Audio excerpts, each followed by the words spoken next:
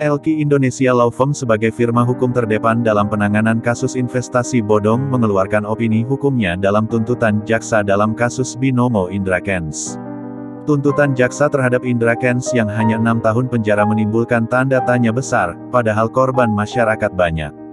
Bahkan majelis hakim juga berpendapat tuntutan terlalu rendah sehingga vonis hakim 10 tahun penjara, jauh di atas tuntutan 6 tahun jaksa, katanya. Kami menilai ada kejanggalan dalam rendahnya tuntutan jaksa dalam kasus Indra Kents. Apakah jaksa tidak peduli korban masyarakat ataukah ada masuk angin sehingga tuntutan rendah?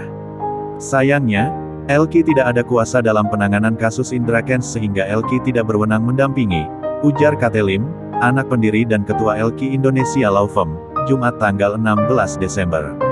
Kate Lim juga menyoroti kegagalan kejaksaan dalam kasus Doni Salamanan di mana tuntutan jaksa justru sangat tinggi 13 tahun penjara dan jaksa meminta aset sitaan diberikan kepada korban, namun justru vonis hakim hanya 4 tahun penjara dan aset sitaan dikembalikan ke terdakwa. Kejaksaan dalam kasus Doni Salamanan gagal dalam membuktikan dakwaan TPPU dan menegakkan nilai keadilan bagi masyarakat.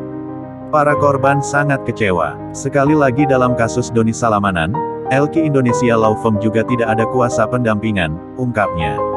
KT menegaskan pentingnya pendampingan law firm atau advokat yang berintegritas, vokal dan tidak main dua kaki seperti LQ Indonesia Law Firm. Terbukti dalam kasus yang didampingi oleh LQ Indonesia Law Firm seperti Fahrenheit, aset dikembalikan ke para korban. Kasus Indosurya, tersangka Henry Surya yang sempat lepas, berhasil ditangkap kembali dan disidangkan di pengadilan berkat pengawalan advokat LQ Indonesia Law Firm, jelasnya. Advertisement, kasus asuransi gagal bayar, hanya klien LQ Indonesia Law Firm dapat aset settlement. Juga dalam kasus investasi gagal bayar lainnya dapat ganti rugi tanah di Bekasi. Korban yang ragu dan tidak menggunakan jasa lawyer justru tidak dapat apa-apa, ungkapnya. LQ Indonesia Law Firm juga menyayangkan lemahnya perlindungan konsumen oleh pemerintahan.